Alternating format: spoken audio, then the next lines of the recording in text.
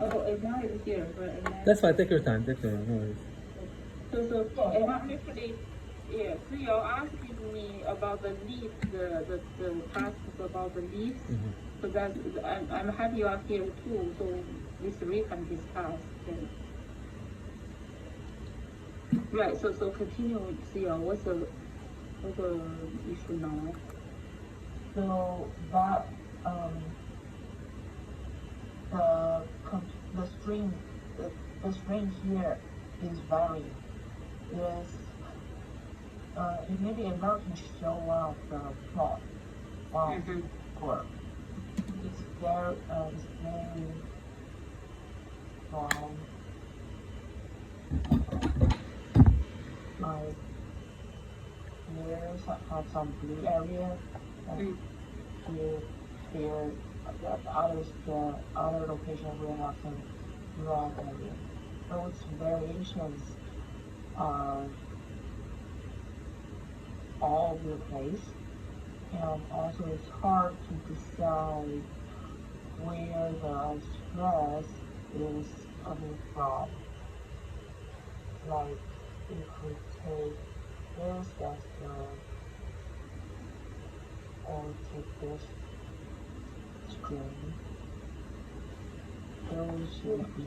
Yeah, I think that needs some trial and error, right? And also need some help from the simulation. For example, in the simulation, if we know certain alpha and beta, we will expect negative or positive Poisson ratio, right? It may help us to kind of inversely or at the very beginning. For example, if we had, contour is really hard to compare. But if we have, for example, if we have alpha, changing with alpha, and here is the Poisson ratio xy, right? And then we have different betas.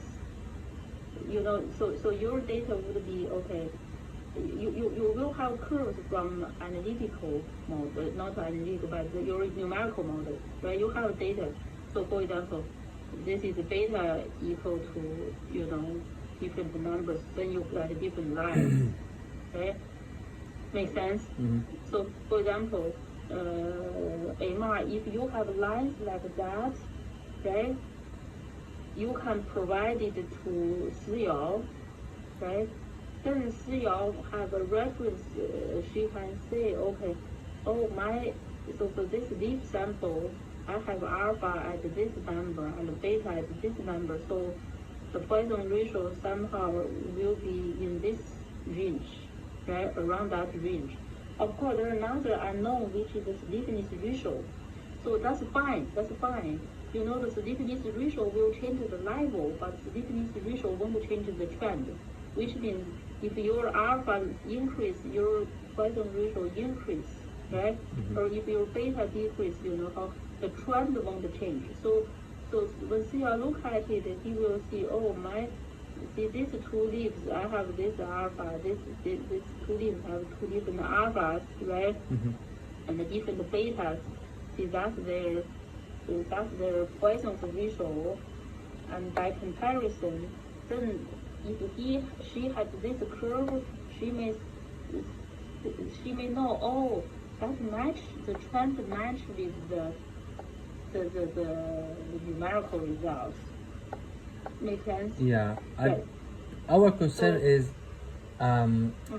like if you have something, one inclination, whatever it is, and then you have the contour for this area, right? Let's say that this is the cage area.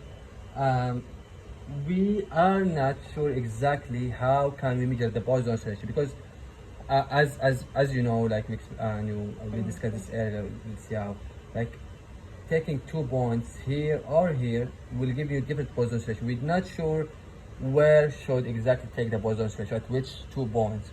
Like, the area is so large, and I can pick the areas like that gives me negative Poisson ratio, like positive Poisson ratio based on what I want. Like, I can see the contour. I see. But that is gonna be Right, biased. right. So that's the problem that we're facing. We Right, don't know right, right. exactly. Yeah. So we want some. So that's why you need to give it a see, this is standard. I choose this area with size. I mean, you can have different area. I'm just by Yeah. example. Mhm. You can choose different area. For example, I choose like 4 millimeter by 4 millimeter square, Yes. right? That area at this location, right? Then I just measure the Poisson's ratio around that area. Okay. In that area, right? Something like that. So you give it a then you do the same to everybody. Make sense? Okay. Okay. So some corner, or you can just I mean this square thing is nothing but give you a you measured how to say. So that I believe you have a slide, right? You have a slide that show the contours. Then I think that will be Yeah. more easier for you to explain if you show me Okay, 1 second. the annotation on it. Sure. 1 second. Option.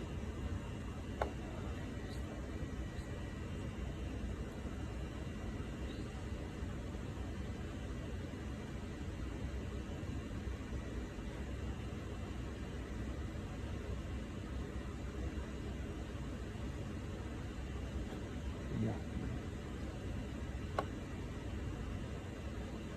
Mm-hmm.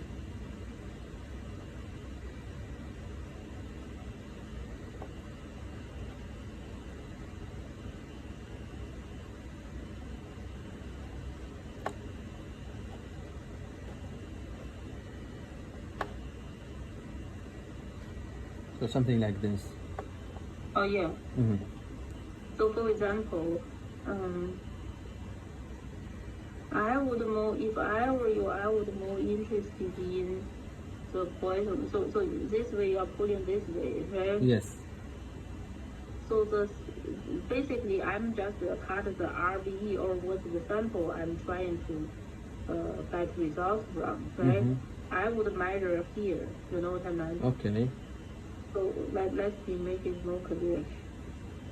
So I will, if I were you, I will avoid. I will kind of be a little bit away from this major vein because this will like a boundary effect. Okay. Okay. Yes. So, for example, I probably will choose somewhere here. If I want to get a Poisson ratio, I probably will choose. And also, your alpha and beta are changing. Make sense? Yes. So, for example, your beta here and beta alpha are different, right? Yes. Um, So I can choose this for the same sample, like different locations. Like if it's like it's a 1 millimeter by or 2 millimeter by 2 millimeter area, I will choose for one certain location, like one here. Okay, you cannot see it, right? Let me change the color. Just 1 second. so, do you have the image without the contours? Yes. You do, right? So my point is then Okay, something like then CL can have a way to measure the alpha and betas. Make sense? Yeah, we will work together on this one. Like we will, because we have 36 or 38 samples, so we will Right. work Yeah, together. yeah, It's yeah. gonna be I know. yeah. So. And if you need some help from other people, that's also from the group. Like the EMJ or whatever, some software may help. Yeah, I define the angle or something. Right, to determine the angle. But you know, unless you are very good at the software, you may at least try some samples manually, right? Yeah, yeah. Or like 3 or and to see whether the results match with your RPE, the trend. Okay. Match with before you want to like establish a method to use EMJ, for example, measure all the angles, right? All right. Yeah, we will choose a few samples, try to do it manually and see if Right, we to can. see whether the results make sense. Yeah. Whether the results and clarify the result that we want to present. Yeah, we can and- choose a standard Uh-huh. to work on all the rest. Right, Okay, right. yeah. So, right, so then remember, so for example, if I were you, I won't go all the way here because I see Yeah, it's some, outside the. you know, so, right, there's something like that. So, I probably will, if I'm going to using, this alpha angle of this vein, Mhm. right? Alpha angle of this vein, and the beta angles here, Yeah. right? I probably will just choose a square right around this area. Oops. Makes sense. Okay. Okay. Right? Yeah. And I choose a square around this area, but I will avoid the vein. Sorry. Yeah. Yeah. I mean, yeah. We can. To avoid the vein, I want to choose my edge on this mid vein, Mhm. right? Mhm. So, and I still will choose couple of and take an average, right? Okay. Of course, at the very beginning, you can just choose one. Yeah, if you choose one to see, yeah, just to keep it simple, you can choose one Mhm. location and get an area, right? Yeah.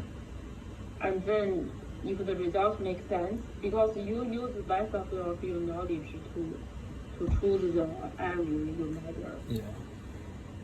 Right. So if this is something like that, so my point is, if you do this, how many samples you have? We have 38 samples. 38, right? So for example, this is the method you decide to do. I think we probably need that because each one, you need to make this decision individually. Yeah. I think. But, Yeah, because the sample size and shape are different, so. Right. Yeah, but we need to. But I understand that, like the general guideline, like where exactly should we look for and Right. what to So, look for. so that's why I suggest don't start doing all of them. You have to choose some of them, right? Okay. Like maybe 5 or 6, right? Okay. 5 or 6.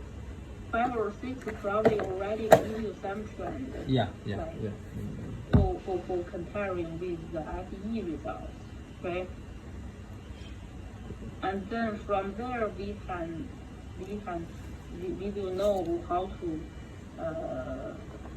twist, right? To how to tweak this process, right? How about that? Yeah, sounds good. Sounds good. So how about that? I will try that for a few samples and see. We can discuss that after that. Yeah, sure. Okay. Sure, that's good. Okay. You can leave now, still. Yeah. Okay. So, okay. See you. See you. Bye.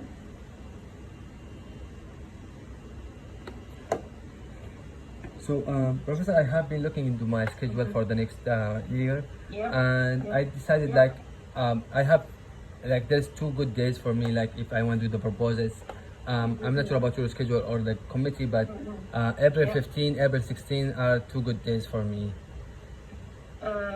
Say it again. April 15 or April 16.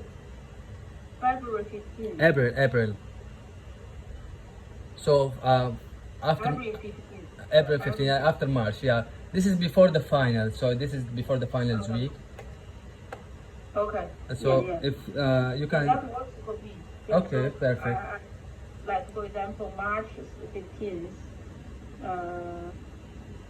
15. Let me take a look. not March, So you're talking about which month? You said April. April 15th. Yes. I see. Right, April 15th. That's Monday. Yeah. It's a Monday or Tuesday. I need one of these 2 days. Yeah. Right. You know, that will work for me. At least at this moment, I don't have any other activities. And 16th, yeah, 16th, that's good, but a little bit better for me. Okay. So, but the thing is not we cannot do that. You know how to find a day for work for everybody. Yeah, I know. Yeah. But I know that week, right? That week works around that week. We need to give it a window. For example, we need to give them like at least 2 weeks to choose, right? You know, my point is like we give them this is what's your availability in these 2 weeks. Yeah. Or, I mean, but- from now they probably they don't know from now because the finals are not yet set from the university. Maybe they have something. Right. Yeah, I agree. I mean, like let's just wait a little bit. Oh yeah. Everything like the final exam dates are determined, right? Yes. And then we can send out. Usually, if we send, for example, if we decide to do it in April, we send we collect their availability a month before. Okay. That's a reasonable Okay. time.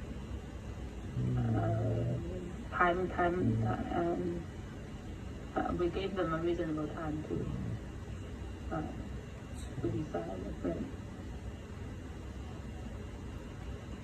Okay. So for me go ahead. Right. So what's the deadline for the final defense? That's my The question. defense is I'm okay in the first week of December. First week of December. Okay. Yes.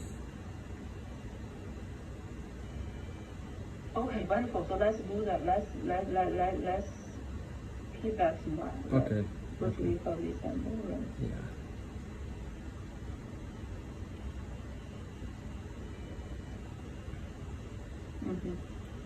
Mm-hmm. The structure that I have in my mind, and then you can suggest. So I will start first by the layered direction and technique study as a Printing direction effect. yes, the right? printing direction effect, exactly. That's the first thing I will talk after, like we. That's chapter 1 or something. It's gonna be chapter 1, yes. And then from that, this is gonna be my like design guidelines or design constraint for my fibers. It's gonna be have the same the thickness should be within this range, not smaller or larger, for example. And then for the printing direction, like I have to keep it consistent and everything. So because the fibers are coming in different directions, so that we need to take care of the printing direction. So this is like gonna be like an introduction to the chiffon type of fibers, or like even for the layer with the curved fibers. So the first one is like printing direction, and then the second one is the chiffon. But and under the chiffon, or I will have, I don't know if I can subdivide it into chapter, but for example, the first study will be about the gradual change, like gradual slant angle, how that affect the overall properties of in terms of stiffness and Poisson's ratio. And then I will talk about the thermal study. This is like gonna be different sub categories under the chiffon. So I have the thermal study, I have the dynamic compression and simulation, I have the static compression, I have the dynamic compression, I have the 3-point bending, I'm doing the puncture test. This is even like between simulation and experimental. So I have all of this, and then from that I want to leave these two topics for the proposal under this all test, and then for the dissertation I will not talk about the 3D until the defense. So we can have just what are we planning to do for the dissertation is just that's what we're working on right now. So we need to, for the proposal defense, we need the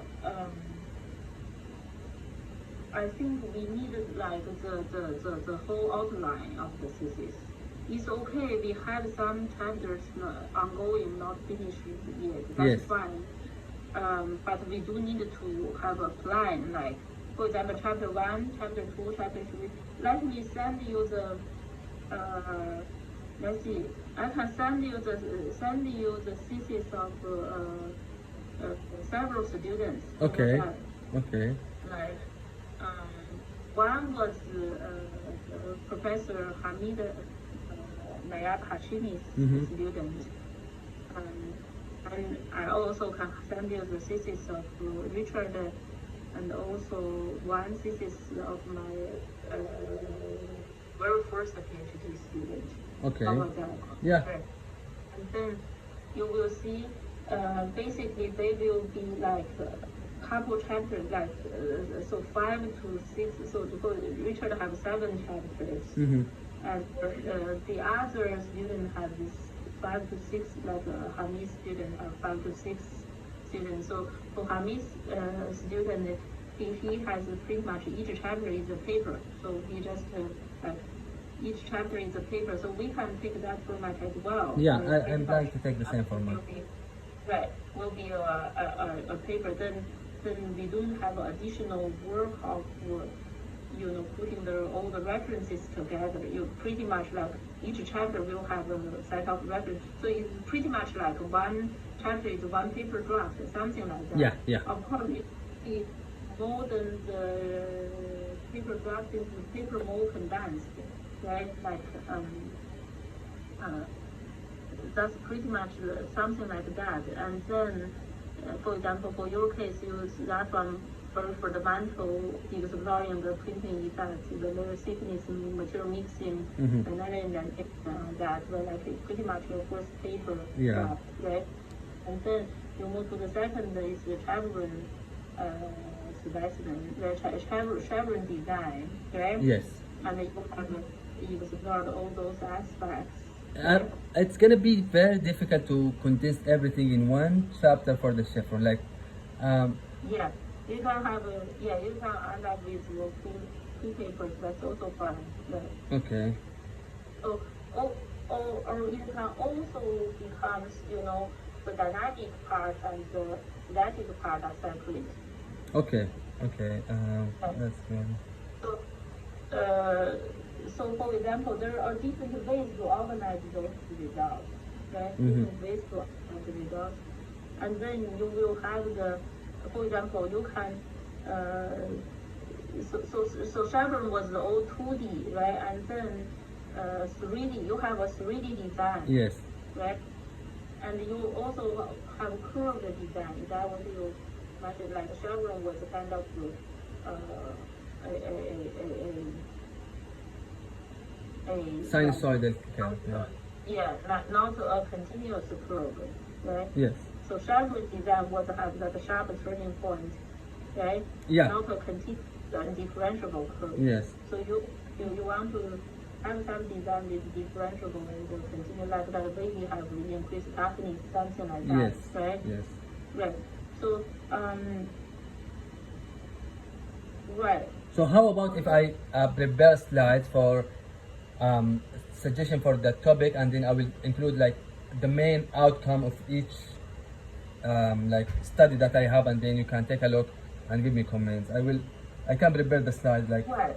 Yeah, I think exactly. So don't be afraid, like, because we are not a final. It's a process, right? We don't expect like our very first draft is our final one. Yeah, So I don't be understand. afraid. It just list everything there, right? So for example, for me, I was thinking this way. Mhm. If you let me share my whiteboard, Okay. let me clear everything. So, like the first one is the printing direction effects. Yeah. Right? Mm-hmm. Printing direction effects. Just using something like that. And then the chapter 2, I think then you have that, remember you have that wavy guy. Yes. And then which have very, I think that result was very encouraging. Yes. Yes. But then this result here was not further exploring. Yeah.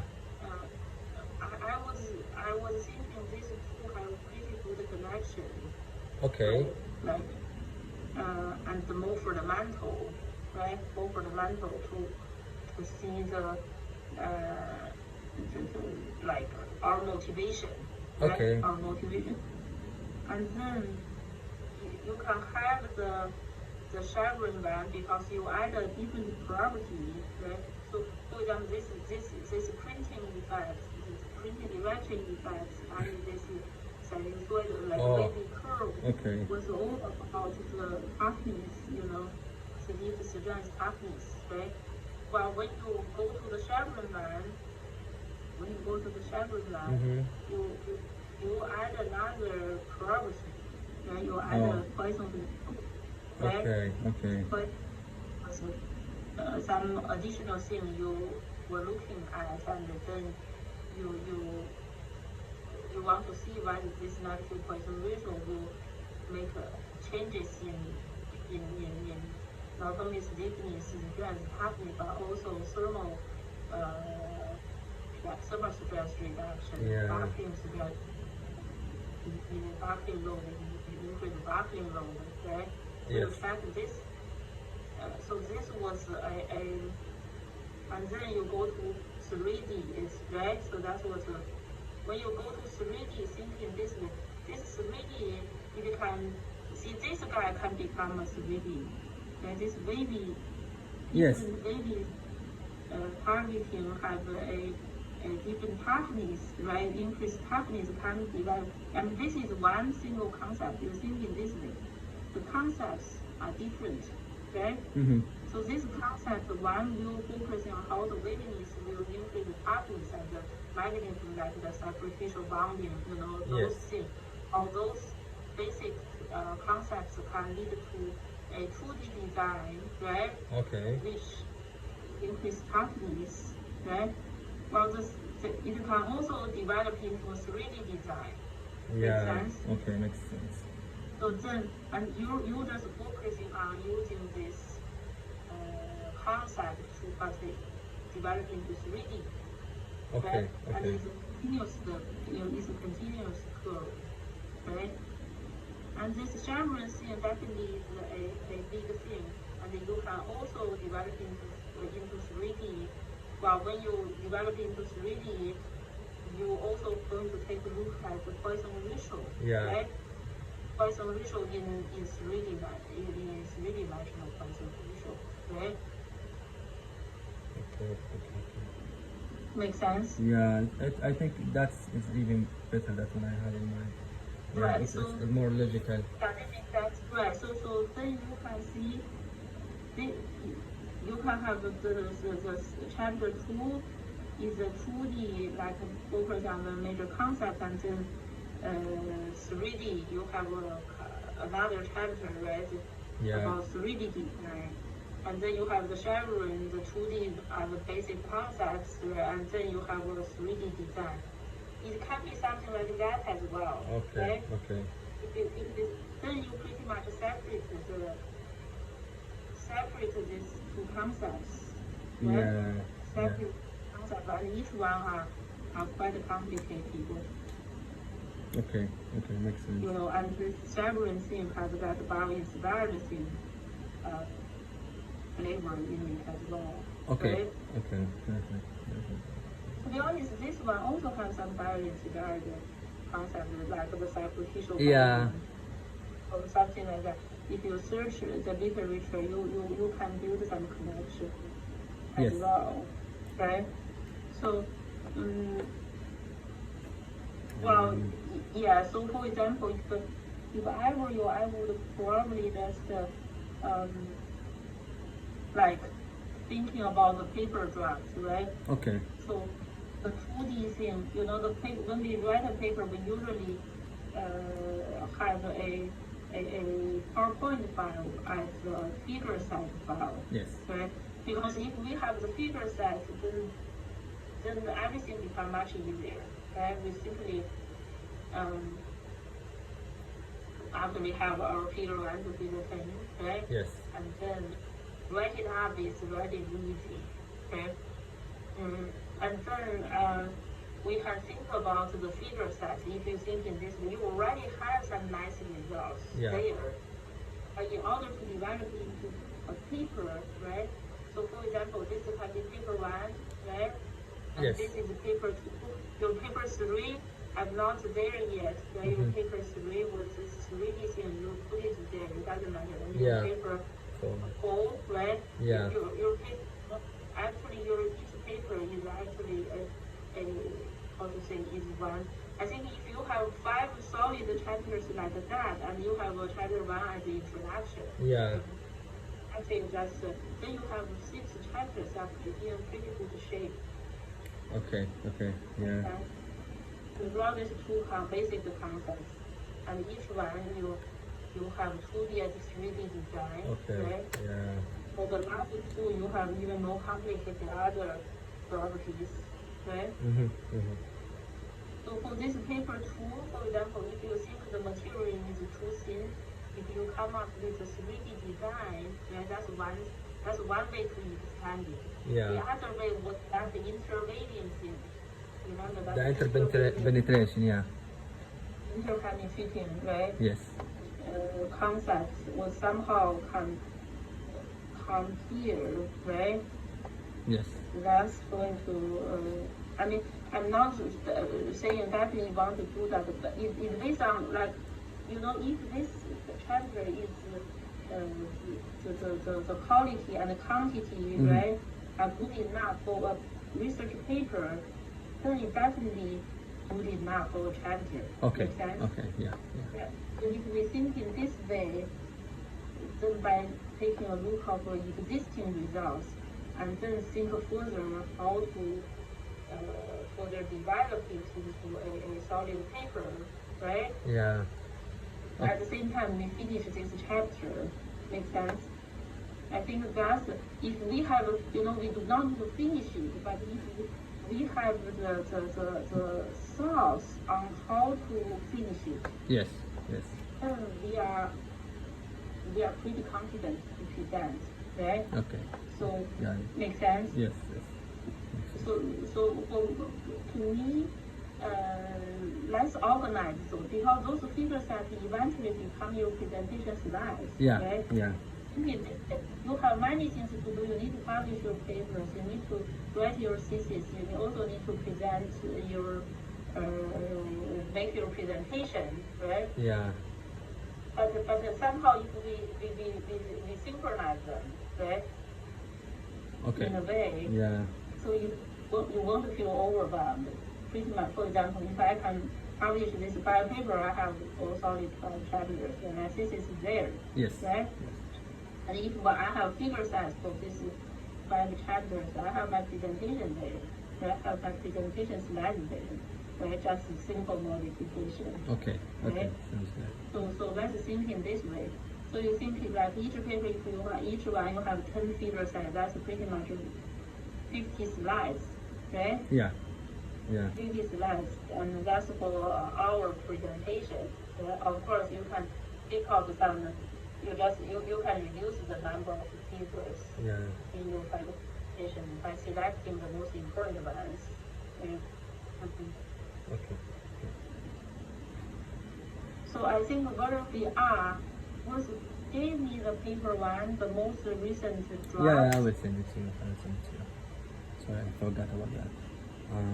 Right. let me see. Right. And then I will work on that.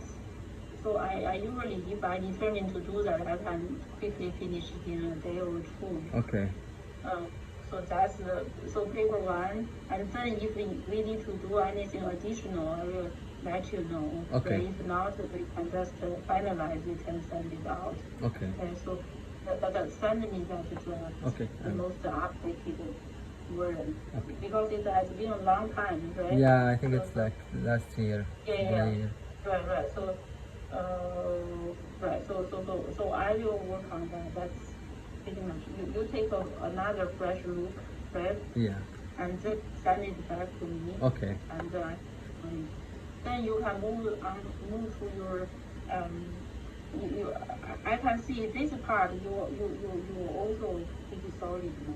Yeah, these are have so much data. But I need to go back to chapter 2 for the wavy one. Right. Yeah. So what is not clear to me is the conclusion, right? That's what you are working on. Mm-hmm. Makes sense. Yes. Like, we, first of all, we are not, again, this is research, we are not saying we definitely want to, for example, negative Poisson ratio is biased, like Yeah. everything. Not something like that. I'm not looking for something like that. But the conclusion needs to be reliable, okay? So- or say reasonable. Makes sense? Yeah. Reasonable. So we need to explain it well. Mhm. We need to be able to explain it well. Well, After I have negative Poisson. yeah. So yeah, go ahead. You can finish it.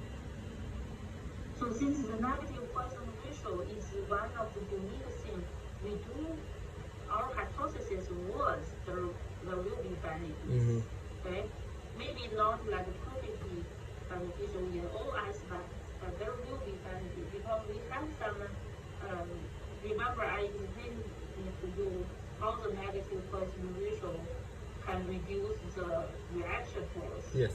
Right? Because under biaxial contention, that's like indentation, or anything that Mm-hmm. it was constrained, the material will generate internal tension, while negative Poisson ratio, internal tension is harmful because the cracks are generated from tension. Yes. Right? Well, if you have negative Poisson ratio, then you will generate some internal compression to cancel out those Yeah. tension. Yeah. Like that was the hypothesis. So we will expect the negative Poisson ratio will potentially retard the damage, right? Retard the damage. Well, how to demonstrate that, that's another story.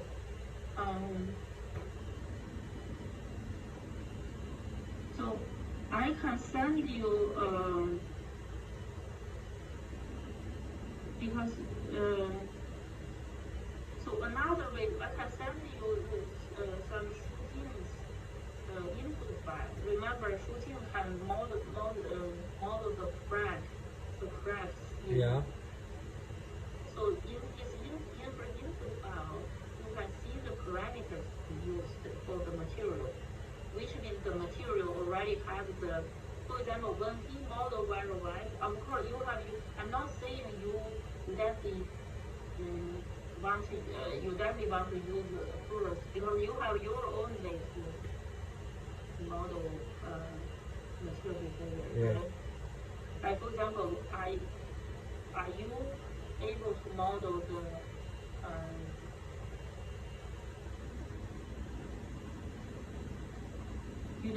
my point is, for example, this wavy Mm-hmm. composite thing, if you can come up with a constitutive model, that's also beneficial. I'm not sure if like the time allows me to go back to. Right. Yeah. So. Or say that because you spend a lot of time on the TNV model. Yeah, I'm gonna use it for one or two papers as in the simulation part, for especially for the wavy one right now, and yeah, so that's why one of the main things that I'm gonna use the TNV model, and maybe later on for the 3D if we need to make things more complicated in geometry wise and material wise. So thinking this way, when you want to develop a constitutive model, I think you are afraid of that subroutine probably. But another way to do constitutive model just using MATLAB instead of subroutine. You do not need a subroutine to write a subroutine. You can have your constitutive model by simply using a MATLAB code, right? So think in this way, any of those models, you can use constitution model is nothing but stress strain behavior. Yeah. Right? So pretty much if your stress, all tensors, right? Stress and the strains. So if you think those TNV model or Rudolph Boyce model, those happy last model, is nothing but a strain density function. Yes. And then from there, if we can get the causal stress derived from the strain density function, that is the theory part of that TNV model. Right? I mean, any constitutive model. So it's easy to, it's not difficult because you have all the equations. So eventually you can have a MATLAB code, and then from the MATLAB code you can draw the stress strain curve. That's it. Yeah. Right? If you have stress strain curve, then if you have experiment, for example, if you want to develop a constitutive model for this layered thing, you just do a experiment because this is my model, right? Constitutive model for this material. So this is my constitutive model. This is my experimental data. They match. Yeah. Right? Yeah. I change certain design parameters. Then certain parameter in my constitutive model equivalent. So the basics is like the basic idea is to kind of like come up, ignore, the benefits of your constitutive model is to theoretically capture the major mechanism without doing the detailed geometry, right?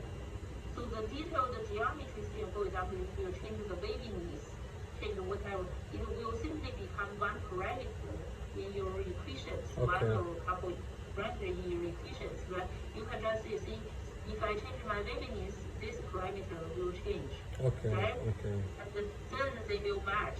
Right? For example, for the experiment, I did this, and I changed the baby knee, and I got different stress strain curves. Yeah. Right? In my constitutive model, through my MATLAB code, because I have theories, this parameter will determined by the baby knees, right? Or at least related to this baby knees, right? Then when I change this parameter, I would phenomenologically get all the stress strain curve changes, right? And then they match. Make sense? Okay. So something like that is. So I can argue I have a constitutive model which can copy. I mean, that can be one way to develop the character too. Okay. So,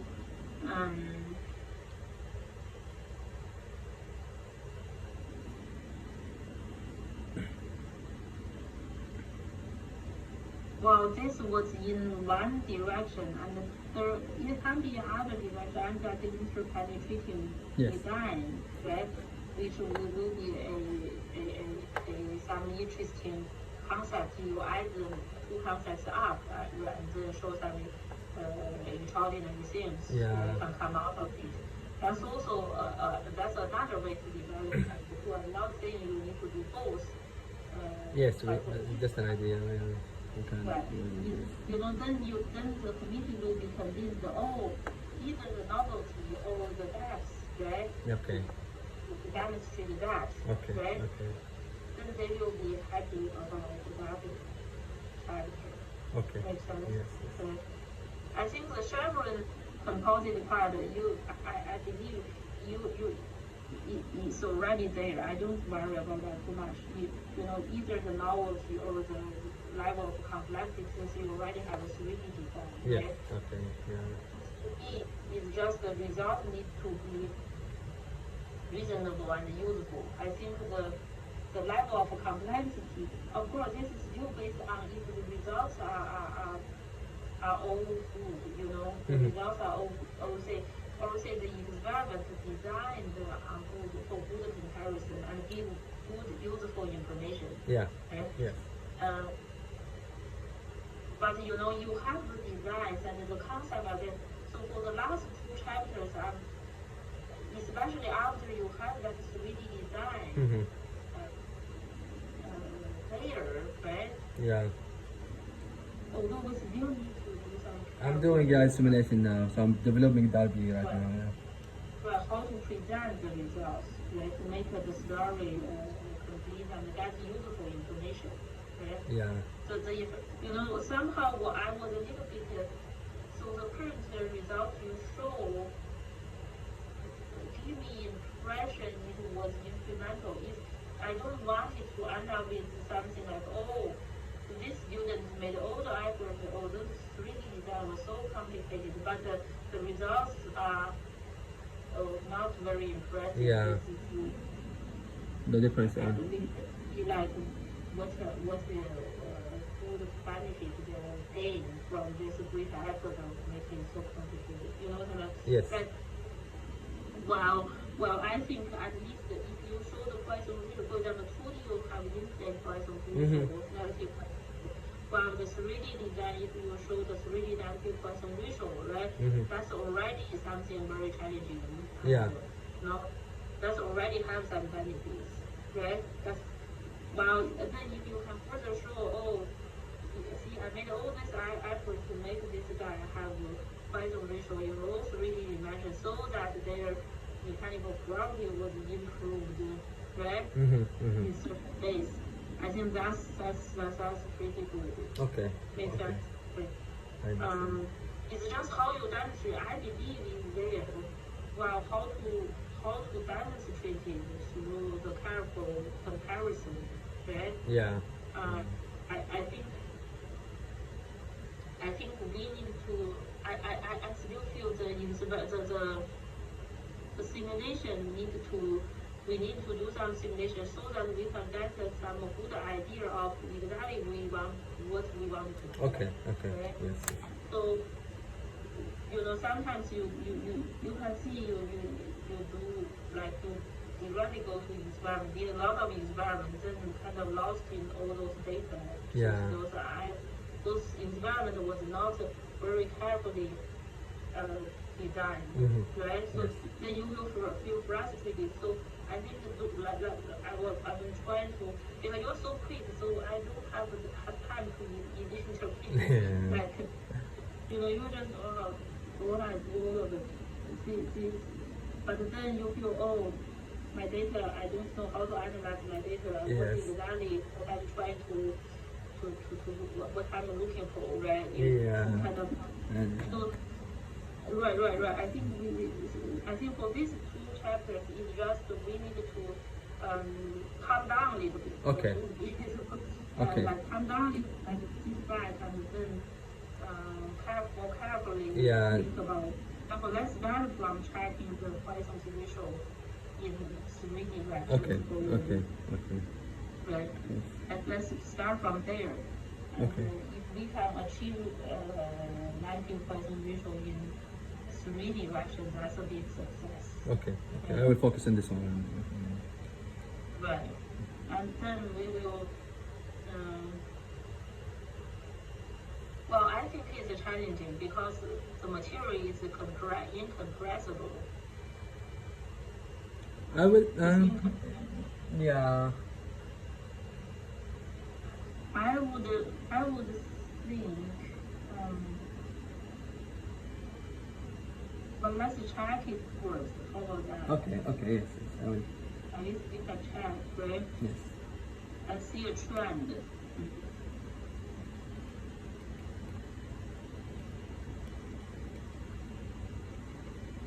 Okay, sounds good.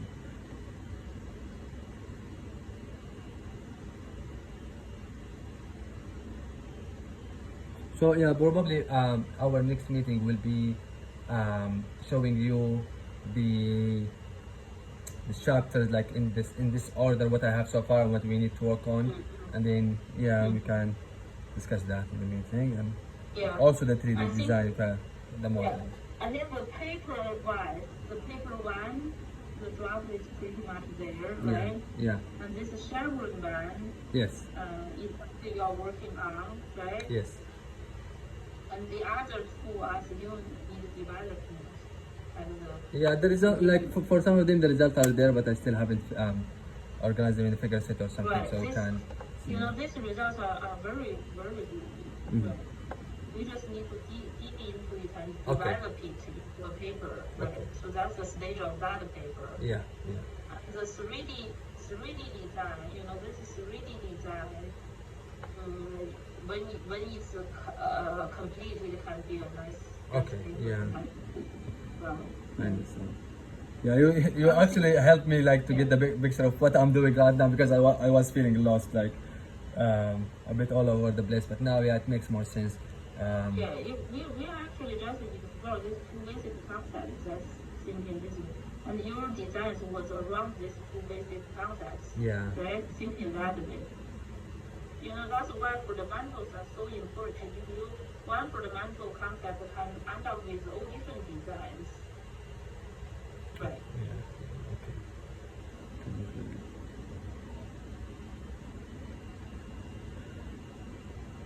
All right, this is very helpful. Thank you so much. Problem. Appreciate it. Okay, now so send me the first paper. Yeah, I will read it now. Chapter is there. Yeah, when your first chapter is there, you feel, oh, you feel more